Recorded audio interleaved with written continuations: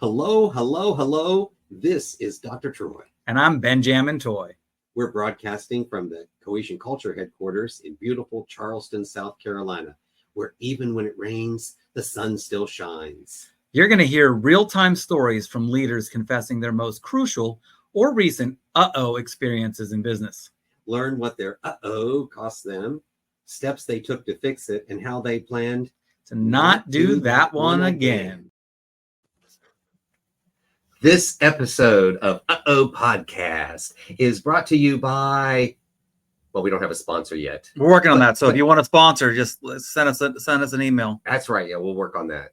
But I am so excited for this podcast to introduce to all of those listeners of ours, Dr. Mike Gilbert. Dr. Mike, how you doing? I'm doing well. How are you gentlemen doing? We're doing super duper. Well, I'm doing super duper. How are you, Ben-Jamin? I'm finally warming up. I've been up for a while, and it's been a little chilly. Okay, so he's warming up to the podcast program. So, Dr. Mike, one of the things we like to do is start with a connections before content. For you today, tell us your favorite book or favorite passage, poem, anything like that really inspires you. Oh, well, first of all, before I answer that, if I could comment, I saw the introduction. I heard the introduction where it says that even when it rains, the sun still shines.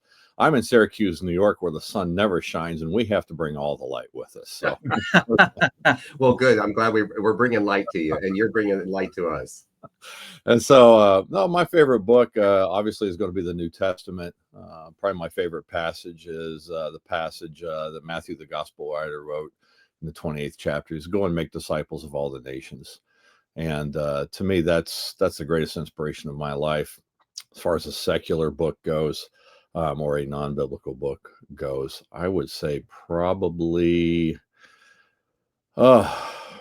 Josephus. I love the historical and the cultural relevance he brings to the scriptures. And so I would have to give it to him. And of course, Cohesion Culture by Dr. Troy Hall. That's one of my all-times. So. Okay, so I'm happy to know that I made the list.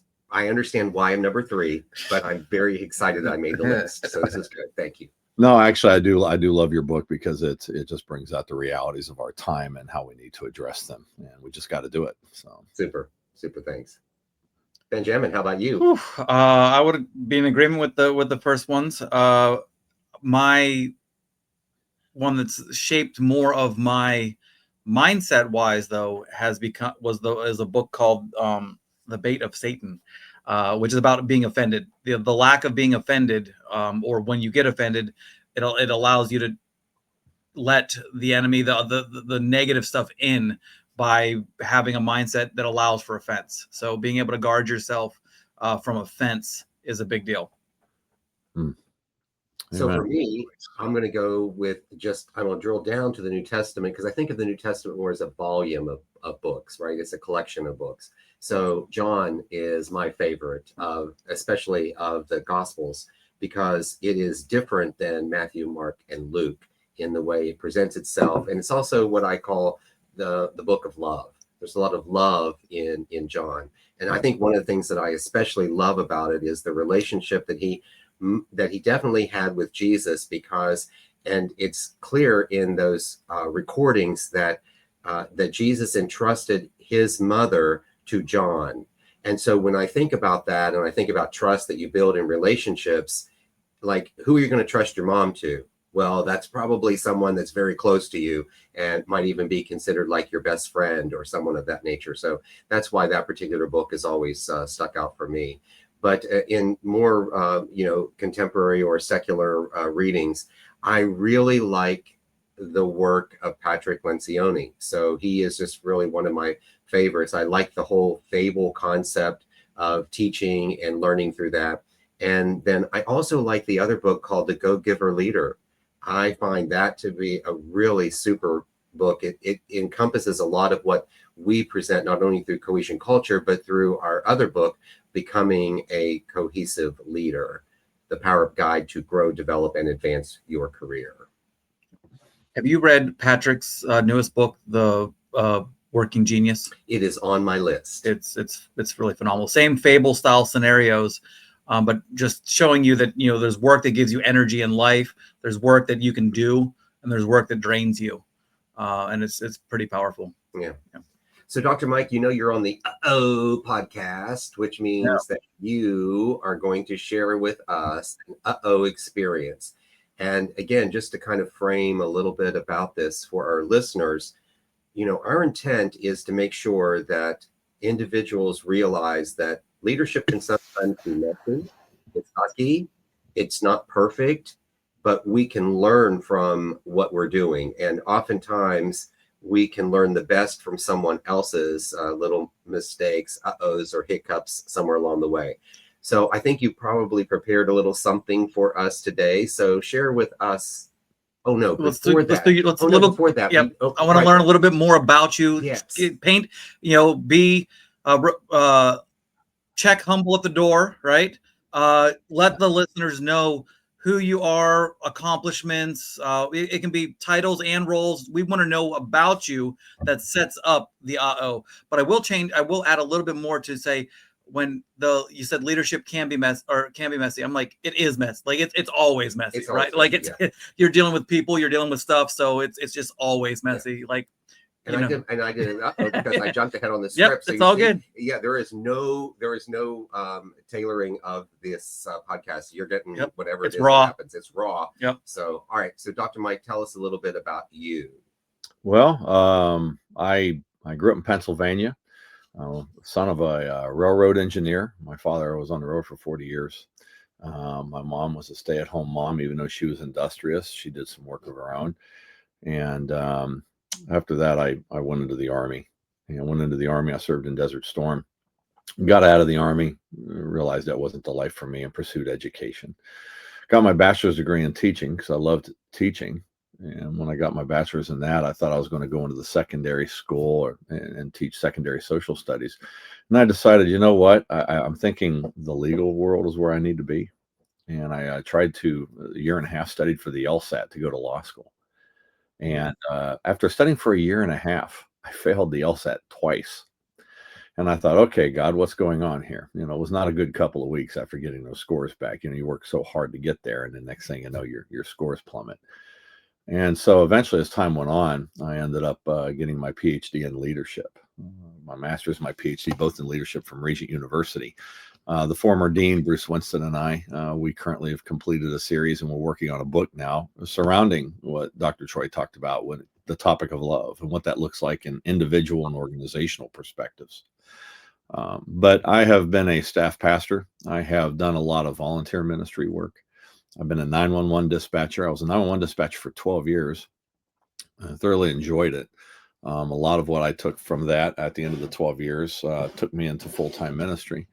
And I've been doing that ever since, but I don't like that ministry. It's become the M word to me because it's got so many connotations.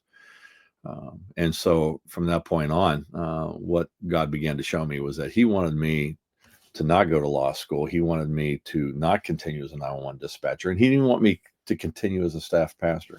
He wanted me to focus on making disciples, which upon studying that and publishing the follower-discipler relationship and seeing what that looks like in the New Testament, ended up deriving the model of the follower-discipler relationship. What does it mean to be a follower of Christ? What does it mean to be a disciple of Christ? What does it mean to be a disciple maker? What does it mean to be a true teacher, mentor, disciple maker?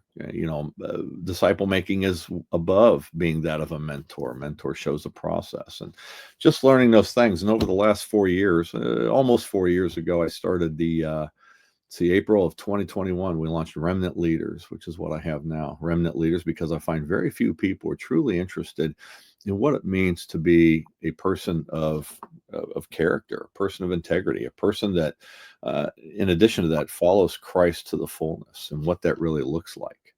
And so we find that I can identify with Jesus, who had only 12 guys. I can identify with Paul, who only had, maybe, you look in the New Testament, there's maybe 8 to 10 people he can name that he actually had a profound effect upon in a day where we're about big numbers and big programs. And so that is really where I have been. It's where it's taken me now. And that's where I'm at this point.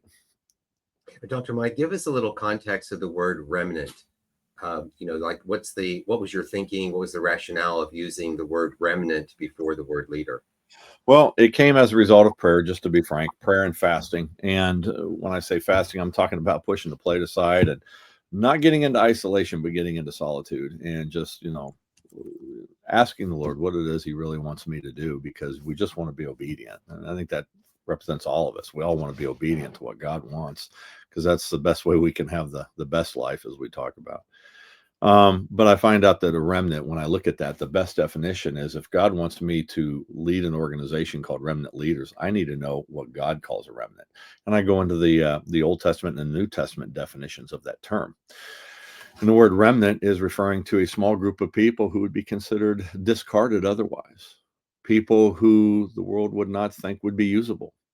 And it's almost always a small group of people, because what they have to do to meet that qualification and demand for a remnant in God's perspective, from God's perspective, are in fact what Paul talks about in 1 Corinthians chapter 1. He uses the weak things.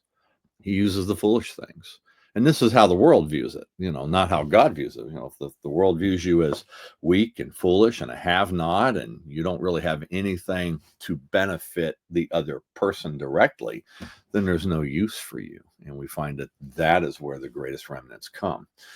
And the biblical example of that is when they left Babylon to come back home. They left Babylon. It was now Persia at that point. They left Persia to come back to Israel to rebuild the temple, to rebuild the walls of Jerusalem in the days of Nehemiah and Ezra and Zerubbabel. You look at that, the people who did that were ragtags. They were not the top of the cream of the crop. They were people who wanted to come back and do what God wanted them to do. And it says that when the king of Persia released all of the Jewish people to go back home to serve their God, only a remnant went. The rest were already caught into the cultural mores of the Persian Empire in their lives, and they were established and comfortable in that. And so those who truly came back to rebuild that temple were a remnant.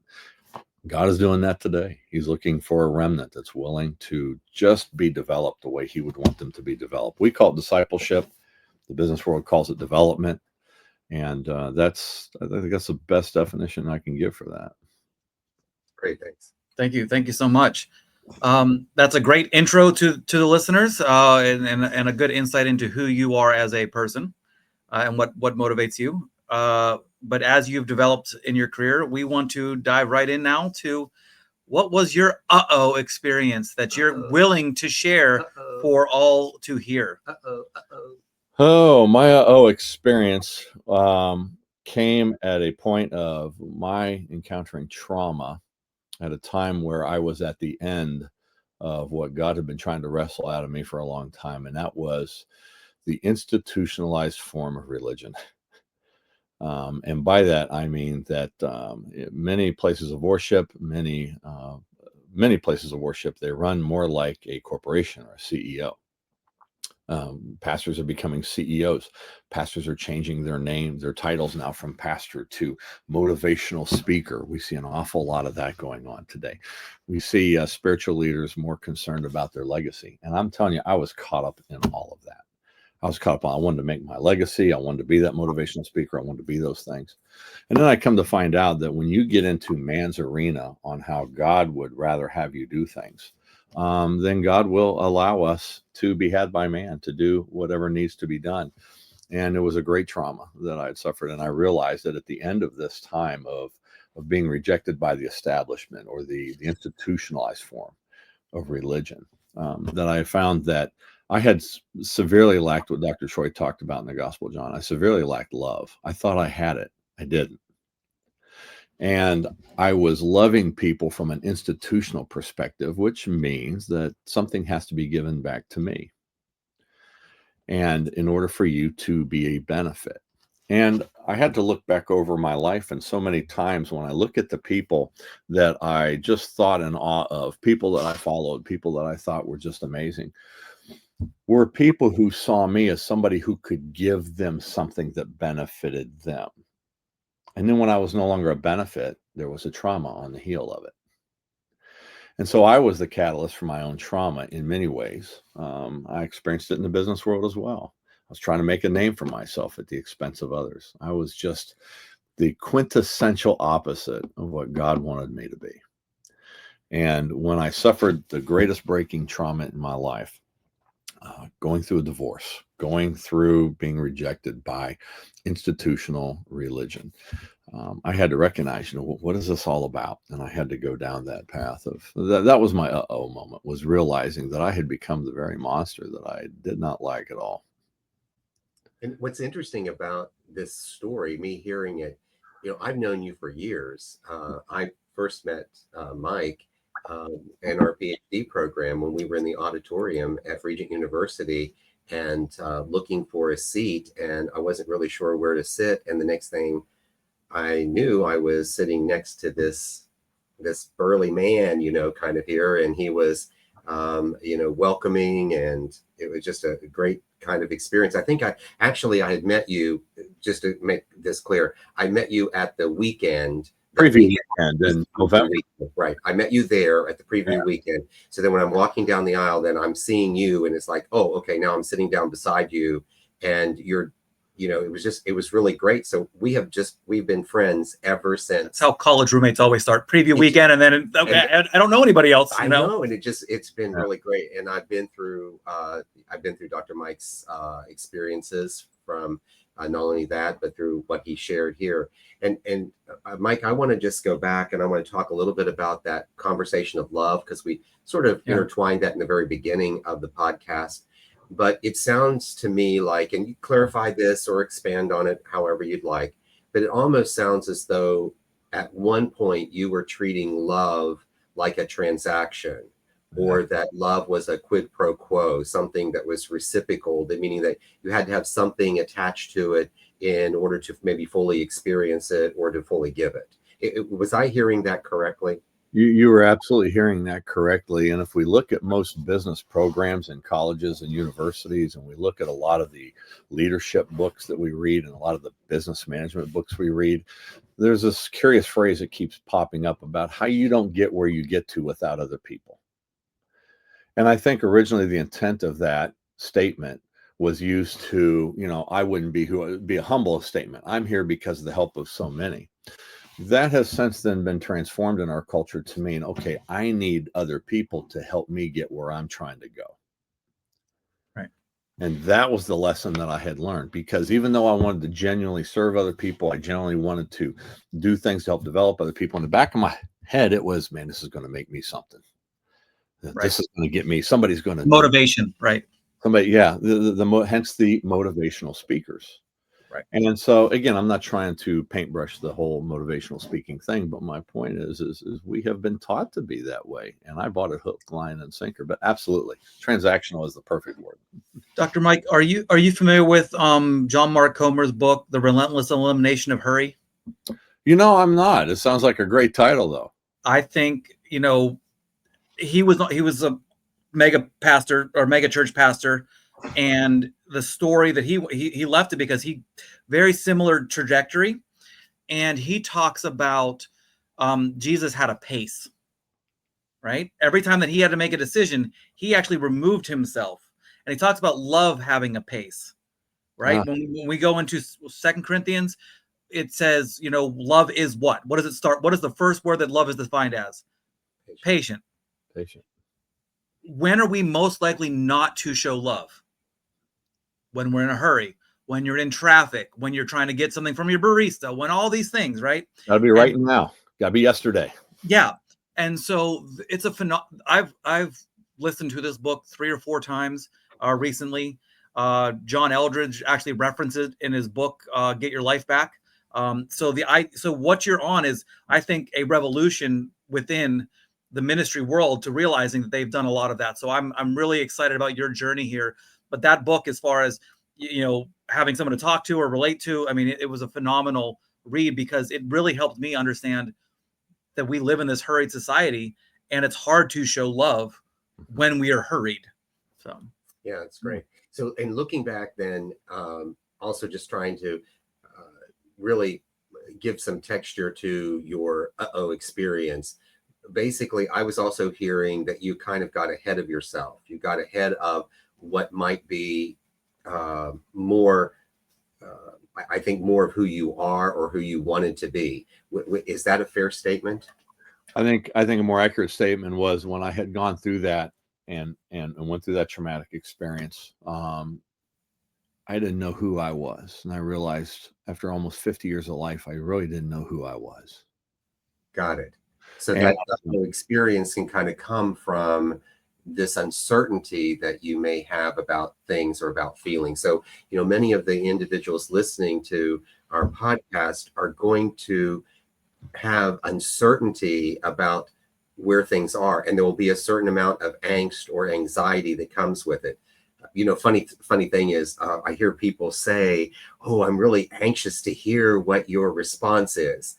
And I think to myself, it should be excited or should be, I'm interested, because when you talk about being anxious, it's like you have an intrepidation to what it is that you're looking forward to. You have uncertainty, you have this fear of maybe what the outcome might be. So it's being interested. So saying now I'm interested, what I'm interested in knowing is, tell me, what did this experience cost you? What was something, not necessarily financial, but what did it cost you maybe in relationships? right, well, for one, I found out I had gone into a divorce, and in going into that divorce, I found out that many of the people that I once tried to impress and people I once thought were just really great suddenly looked down on me and what had nothing more to do with me. That was some of the relationships. And I find out now, hindsight being 2020, God was in the middle of that. I have found that when we choose to do the truly right thing, the practices of love, 1 Corinthians 13, when we start to do those practices, you find out really who your friends are. You go through a divorce, the religious people you shouldn't divorce. Okay. And then when I later remarried, they despised me. People hated me when I got a divorce, but when when I got remarried, they despised me. But I have found throughout all of that God was using all of those life experiences to get me away from the very element that tried to keep me entrapped in that transactional lifestyle of leadership. And as I've walked away from it, I have taken on true friends. And the true friends that I have are people where they don't have the seminary degree, they don't have the pedigree, they don't have any of those things. They're good people, they're professional people. Some are not, some are homeless people. And I find that the remnant is made up of all walks of life. And the commonality is, are we going to follow Christ or not?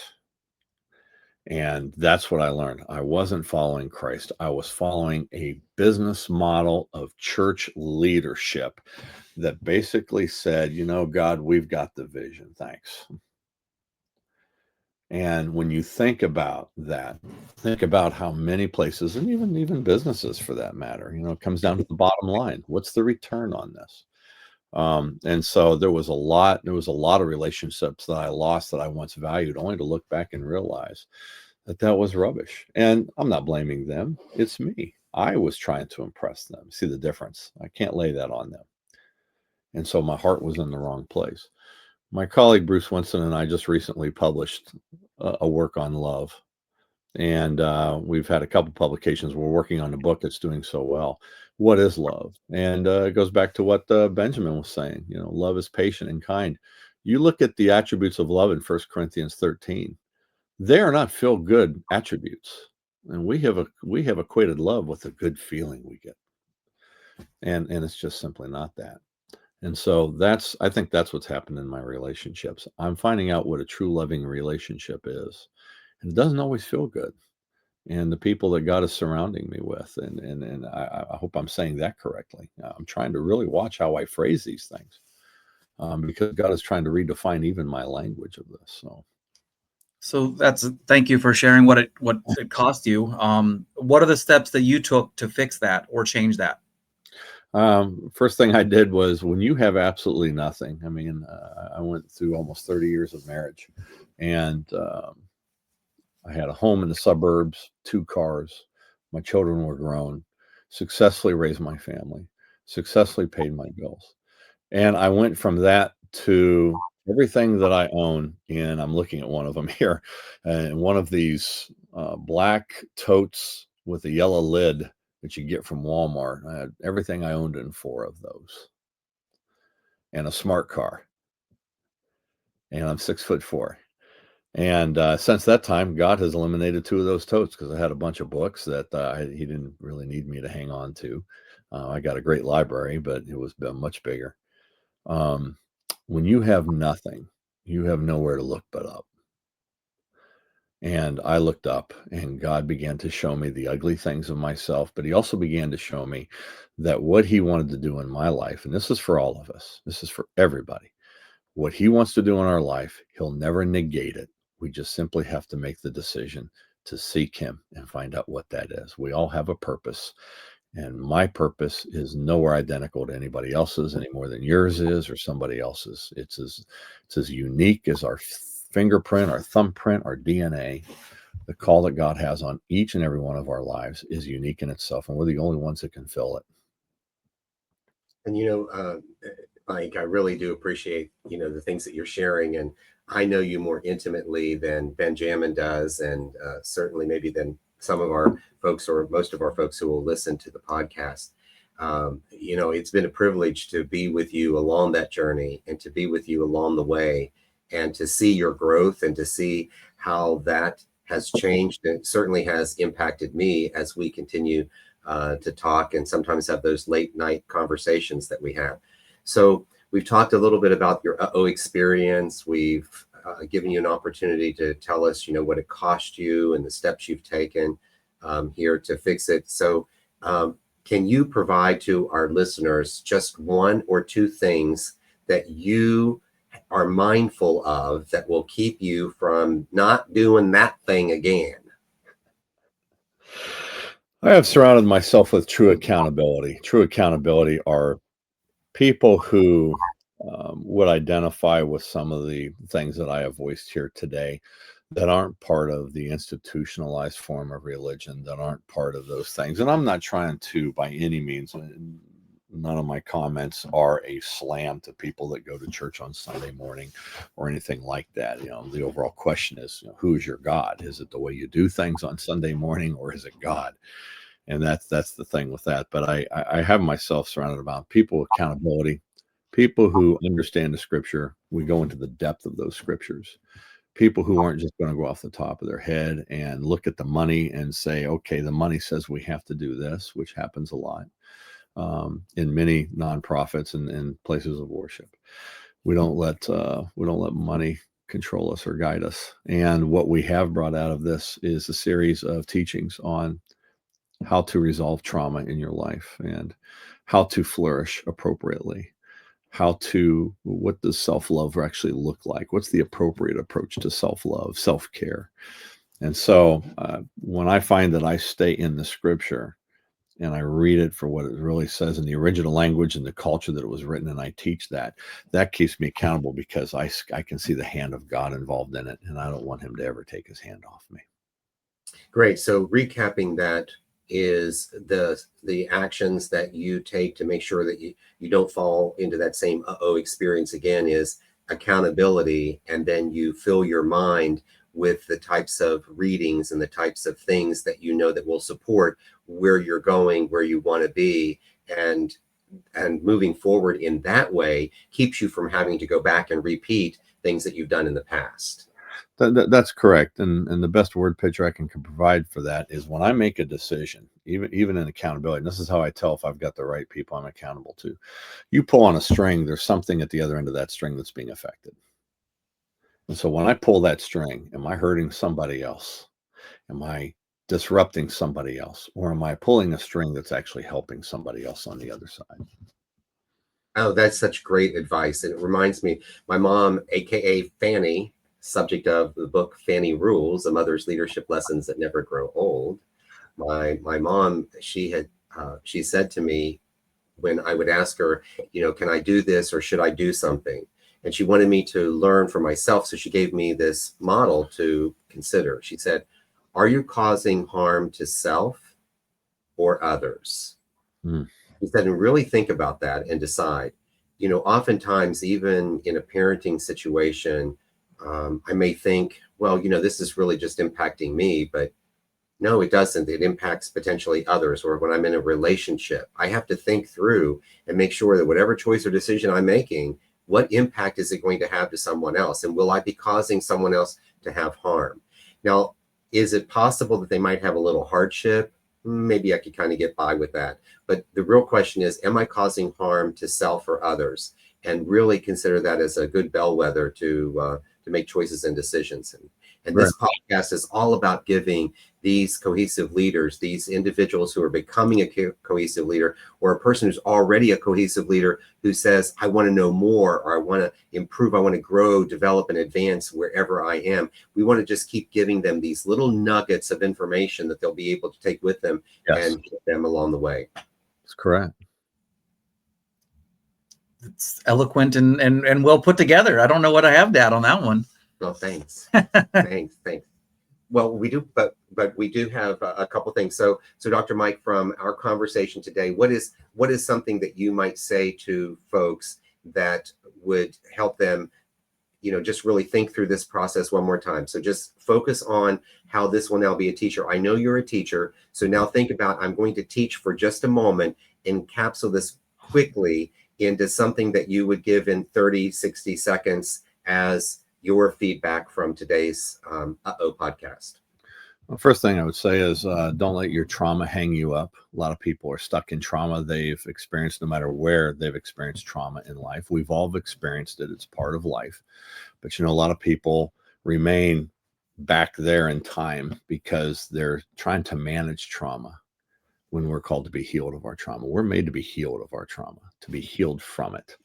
And that would be the first thing I could say. And then that will put you on the path to flourishing, proper flourishing. And we can't flourish until we do that. Another thing that Ben-Jamin mentioned, talked about offense earlier, take correction and instruction. It's okay to be corrected. It's okay to take instruction. People who don't take instruction will not take correction because they're on offense. And when a person is on offense, there's no way you can correct, teach, or even see them get to the point of repentance because the offense is that strong in their life.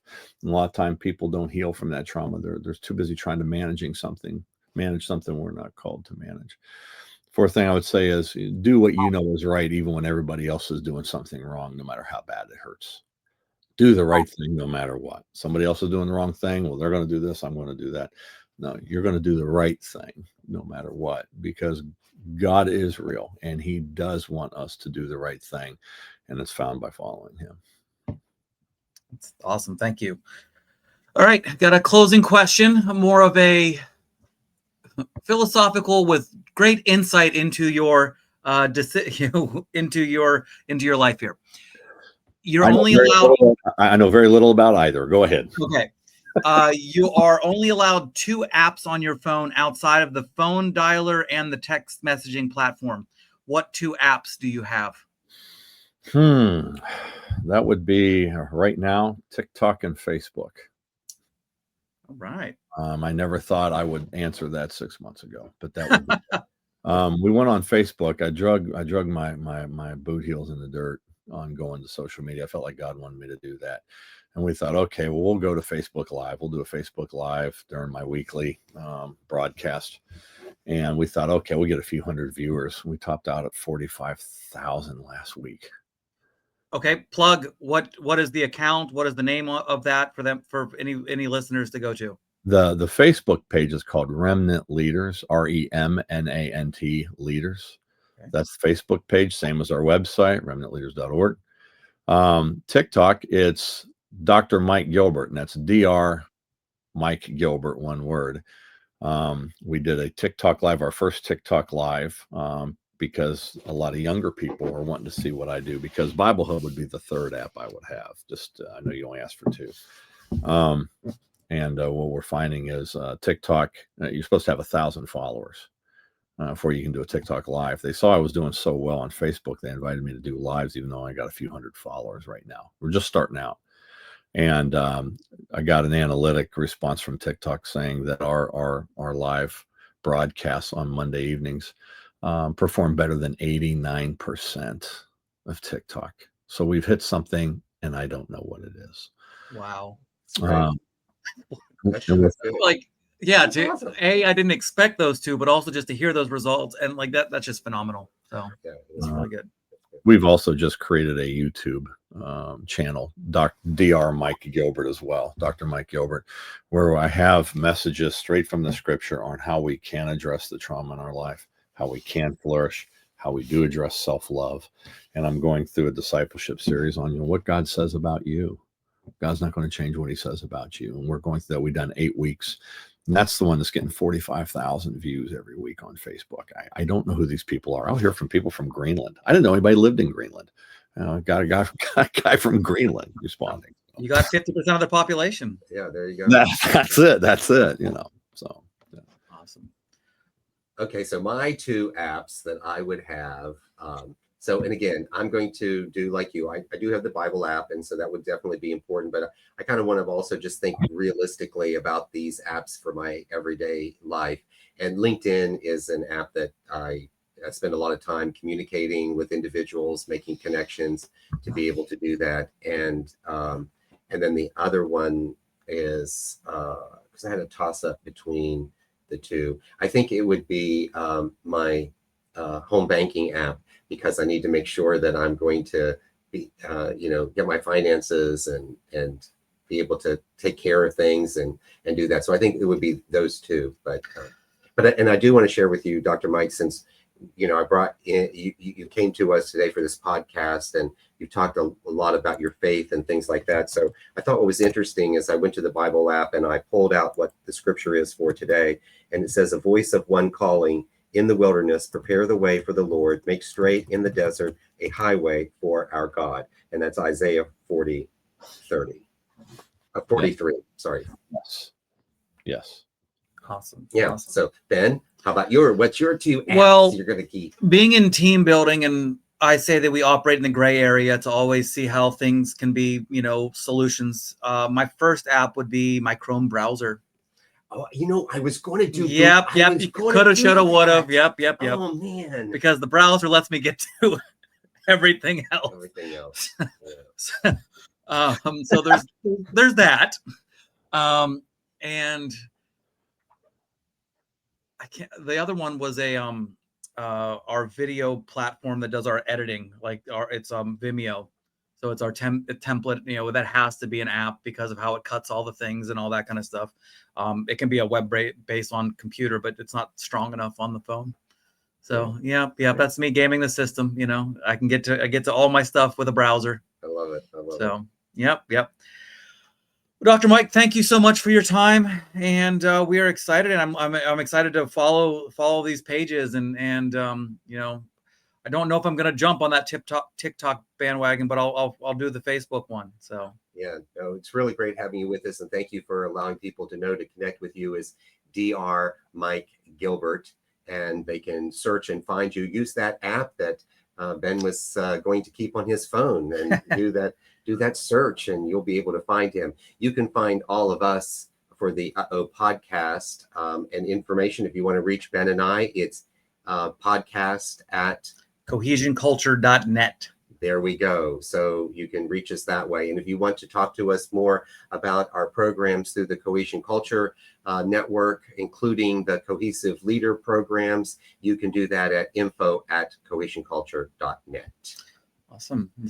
And here we go. We're wrapping it up. Are you ready? There we go. All right. So we're going to get this one right this time together. You changed the word last. No, the words are always the same. Okay. Is you don't have to know everything. You just need to be teachable. Okay, let's do that again. Okay, here we go. That was our So if we were retaken, here's our retake. You ready? Yep. So you don't have to know everything.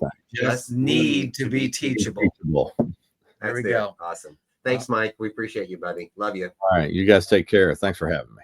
All right.